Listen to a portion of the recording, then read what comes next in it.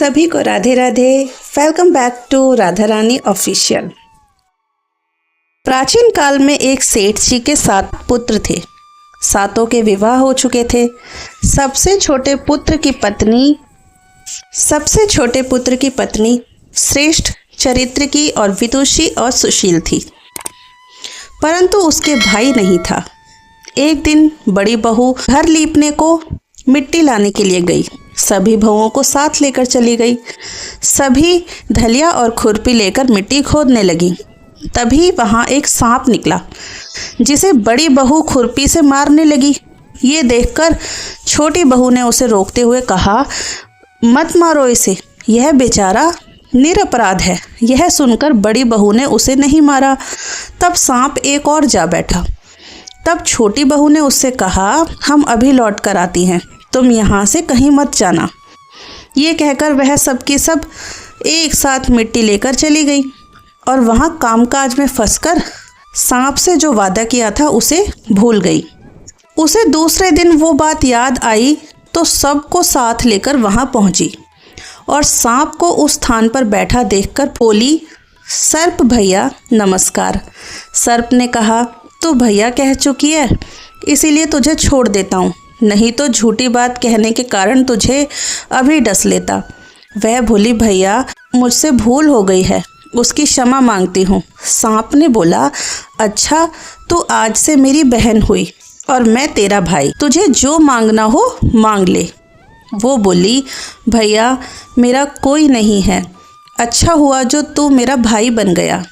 कुछ दिन व्यतीत होने पर वह सांप मनुष्य का रूप रखकर उसके घर आया और बोला कि मेरी बहन को भेज दो। सबने कहा कि इसके तो कोई भाई नहीं था। तो वो बोला, मैं दूर के रिश्ते में इसका भाई हूँ, बचपन में ही बाहर चला गया था। उसके विश्वास दिलाने पर घर के लोगों ने छोटी बहू को उसके साथ भेज दिया। उसने मार्ग में बताया कि मैं वही सांप हूँ, इसीलिए तो डरना नहीं और जहाँ चलने में कठिनाई हो वहाँ मेरी पूंछ पकड़ लेना। उसने उसके कहे अनुसार किया और इस प्रकार वह उसके घर पहुँच गई। वहाँ के धन ऐश्वर्य को देखकर वो चकित हो गई। एक दिन सांप की माता ने उससे कहा कि मैं एक काम से बाहर जा रही हूँ, तू अपने भाई को ठंडा दूध पिला देना। उसे यह बात ध्यान न रही और उससे गर्म दूध पिला दिया, जिससे उसका मुंह जल गया। यह देखकर सांप की माता बहुत क्रोधित हुई, परंतु सांप के समझाने पर शांत हो गई। तब सांप ने कहा कि बहन को अब उसके घर भेज देना चाहिए। तब सांप और उसके पिता ने उसे बहुत सा सोना, चांदी, जवाहरात, वस्त्र, आभूषण आदि देकर उसके घर पहुंचा दिया। इतना ढेर सारा धन देखकर बड़ी बहू ने ईर्ष्या से कहा, भाई तो बड़ा धनवान है, तुझे तो उससे और भी धन लाना चाहिए। सांप ने यह वचन सुना तो सब वस्तुएं सोने की लाकर दे दी। यह देखकर बड़ी बहू ने कहा, उन्हें झाड़ने की झाड़ू भी सोने की देनी चाहिए। तब सांप ने झाड़ू को भी सोने की लाकर दे दी। सांप ने छोटी बहू को हीरा मणिया का एक अद्भुत हार दिया था। उसकी प्रशंसा उस देश की रानी ने भी सुनी और वहाँ राजा से बोली कि सेठ की छोटी बहू का हार यहाँ आना चाहिए। राजा ने मंत्री को हुक्म दिया कि उससे वो हार लेकर शीघ्र उपस्थित हो। मंत्री ने सेठ जी से जाकर कहा कि महारानी छोटी बहू का हार पहनना चाहती हैं, वह उससे लेकर मुझे दे दो। सेठ जी ने डर के कारण छोटी बहू से हार मांगकर उसे दे दिया। छोटी बहू को यह बात बहुत बुरी लगी। उसने अपने भाई को याद किया और आने पर प्रार्थना की, भैया रानी ने हार छीन लिया है, तुम कुछ ऐसा करो कि जब वो हार उसके गले में रहे तब तक के लिए सांप बन जाए।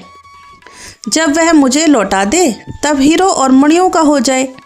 सांप ने ठीक वैसा ही किया।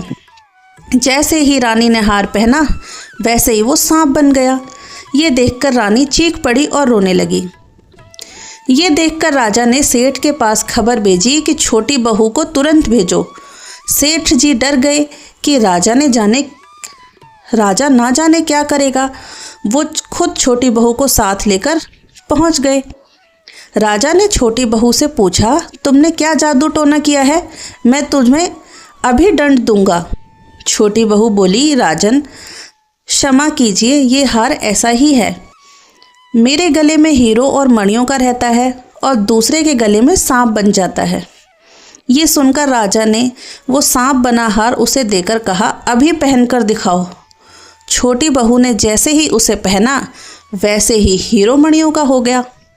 ये देखकर राजा को उसकी बात का विश्वास हो गया और उसने प्रसन्न होकर उसे बहुत सी मुद्राएं भी पुरस्कार में दे दी। वह अपने हार और मन सहित घर लौट आई। उसके धन को देखकर बड़ी बहू ने ईर्ष्या के कारण उसके पति को सिखाया कि छोटी बहू के पास कहीं से धन आया है।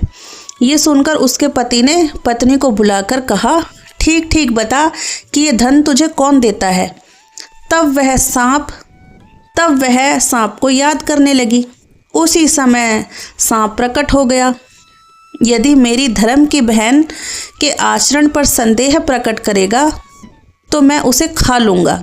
ये सुनकर छोटी बहू का पति बहुत प्रसन्न हुआ और उसने सांप देवता का बड़ा सत्कार किया और जिन स्त्रियों के भाई नहीं हैं वो स्त्रियां सांप को ही भाई मानकर उनकी पूजा करने लगी।